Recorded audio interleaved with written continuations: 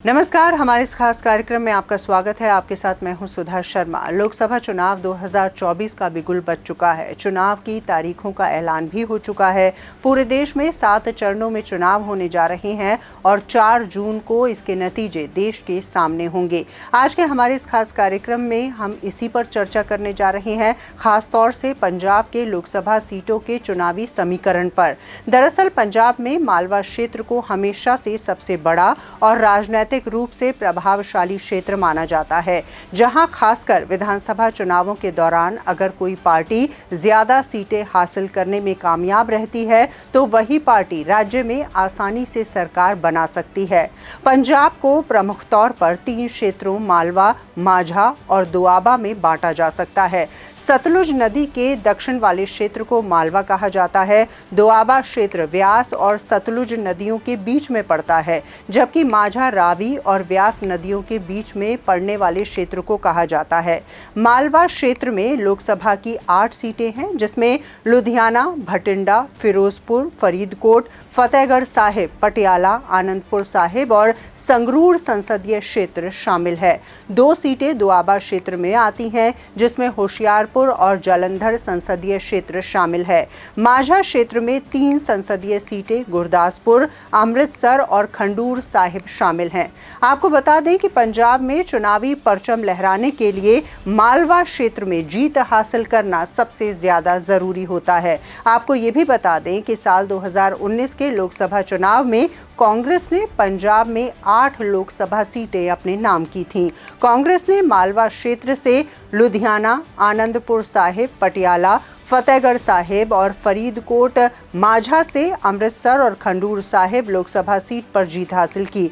जबकि दोआबा क्षेत्र की अगर बात की जाए तो वहां पर जालंधर लोकसभा सीट पर कांग्रेस ने अपना परचम लहरा दिया था। हालांकि 2023 के उपचुनाव में आम आदमी पार्टी ने जालंधर सीट पर कांग्रेस को हराकर इस सीट को अपने नाम किया था। शिरोमणि अकाली दल ने मालवा क्षेत्र में आने वाली भटिंडा और फिरोजपुर लोकसभा सीट पर जीत हासिल की थी, जबकि आम आदमी पार्टी की अगर बात करें तो मालवा क्षेत्र में आने वाली संगरूर सीट पर जीत हासिल करने में कामयाब रही थी आम आदमी पार्टी। भारतीय जनता पार्टी ने दोआबा क्षेत्र की होशियारपुर और माझा क्षेत्र की गुरदासपुर लोकसभा सीट पर जीत हासिल की।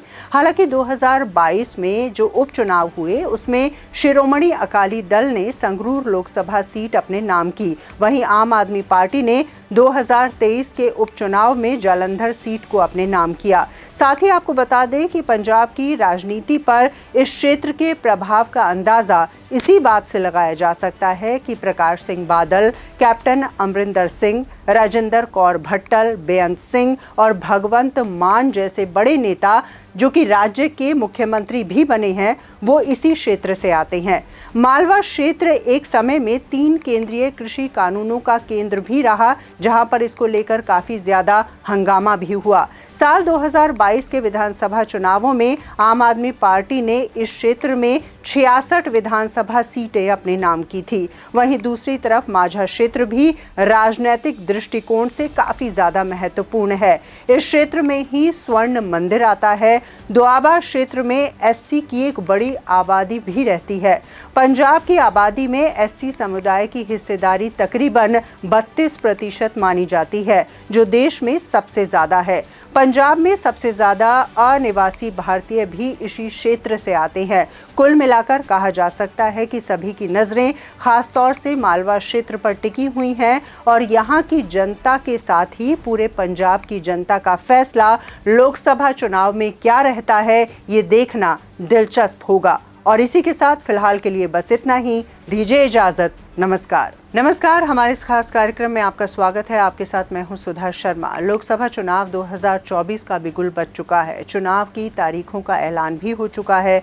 पूरे देश में 7 चरणों में चुनाव होने जा रहे हैं और 4 जून को इसके नतीजे देश के सामने होंगे।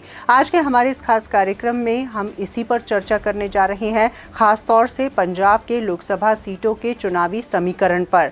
दरअसल पंजाब में मालवा क्षेत्र को हमेशा से सबसे बड़ा और राजनीतिक राजनीतिक रूप से प्रभावशाली क्षेत्र माना जाता है, जहां खासकर विधानसभा चुनावों के दौरान अगर कोई पार्टी ज्यादा सीटें हासिल करने में कामयाब रहती है तो वही पार्टी राज्य में आसानी से सरकार बना सकती है।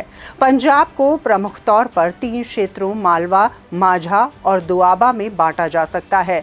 सतलुज नदी के दक्षिण वाले क्षेत्र को मालवा कहा जाता है। दोआबा क्षेत्र व्यास और सतलुज नदियों के बीच में पड़ता है, जबकि माझा रावी और व्यास नदियों के बीच में पड़ने वाले क्षेत्र को कहा जाता है। मालवा क्षेत्र में लोकसभा की 8 सीटें हैं, जिसमें लुधियाना, भटिंडा, फिरोजपुर, फरीदकोट, फतेहगढ़ साहिब, पटियाला, आनंदपुर साहिब और संगरूर संसदीय क्षेत्र शामिल है। 2 सीटें दोआबा क्षेत्र में आती हैं, जिसमें होशियारपुर और जालंधर संसदीय क्षेत्र शामिल है। माझा क्षेत्र में 3 संसदीय सीटें गुरदासपुर, अमृतसर और खंडूर साहिब शामिल हैं। आपको बता दें कि पंजाब में चुनावी परचम लहराने के लिए मालवा क्षेत्र में जीत हासिल करना सबसे ज्यादा जरूरी होता है। आपको ये भी बता दें कि साल 2019 के लोकसभा चुनाव में कांग्रेस ने पंजाब में 8 लोकसभा सीटें अपने नाम की थीं। कांग्रेस ने मालवा क्षेत्र से लुधियाना, आनंदपुर साहिब, पटियाला, फतेहगढ़ साहिब और फरीदकोट, माझा से अमृतसर और खंडूर साहिब लोकसभा सीट पर जीत हासिल की। जबकि दोआबा क्षेत्र की अगर बात की जाए तो वहां पर जालंधर लोकसभा सीट पर कांग्रेस ने अपना परचम लहरा दिया था। हालांकि 2023 के उपचुनाव में आम आदमी पार्टी ने जालंधर सीट पर कांग्रेस को हराकर इस सीट को अपने नाम किया था। शिरोमणि अकाली दल ने मालवा क्षेत्र में आने वाली भटिंडा और फिरोजपुर लोकसभा सीट पर जीत हासिल की थी, जबकि आम आदमी पार्टी की अगर बात करें तो मालवा क्षेत्र में आने वाली संगरूर सीट पर जीत हासिल करने में कामयाब रही थी आम आदमी पार्टी। भारतीय जनता पार्टी ने दोआबा क्षेत्र की होशियारपुर और माझा क्षेत्र की गुरदासपुर लोकसभा सीट पर जीत हासिल की।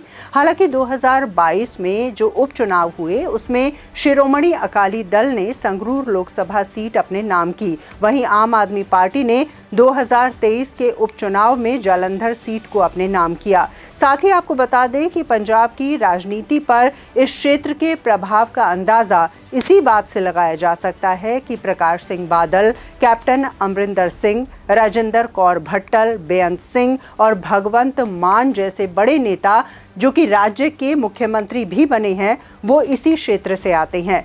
मालवा क्षेत्र एक समय में 3 केंद्रीय कृषि कानूनों का केंद्र भी रहा, जहां पर इसको लेकर काफी ज्यादा हंगामा भी हुआ। साल 2022 के विधानसभा चुनावों में आम आदमी पार्टी ने इस क्षेत्र में 66 विधानसभा सीटें अपने नाम की थी। वहीं दूसरी तरफ माझा क्षेत्र भी राजनीतिक दृष्टिकोण से काफी ज्यादा महत्वपूर्ण है। इस क्षेत्र में ही स्वर्ण मंदिर आता है। दोआबा क्षेत्र में एससी की एक बड़ी आबादी भी रहती है। पंजाब की आबादी में एससी समुदाय की हिस्सेदारी तकरीबन 32% मानी जाती है, जो देश में सबसे ज्यादा है। पंजाब में सबसे ज्यादा अनिवासी भारतीय भी इसी क्षेत्र से आते हैं। कुल मिलाकर कहा जा सकता है कि सभी की नजरें खासतौर से मालवा क्षेत्र पर टिकी हुई हैं और यहाँ की जनता के साथ ही पूरे पंजाब की जनता का फैसला लोकसभा चुनाव में क्या रहता है, ये देखना दिलचस्प होगा। और इसी के साथ फिलहाल के लिए बस इतना ही। दीजिए इजाजत। नमस्कार।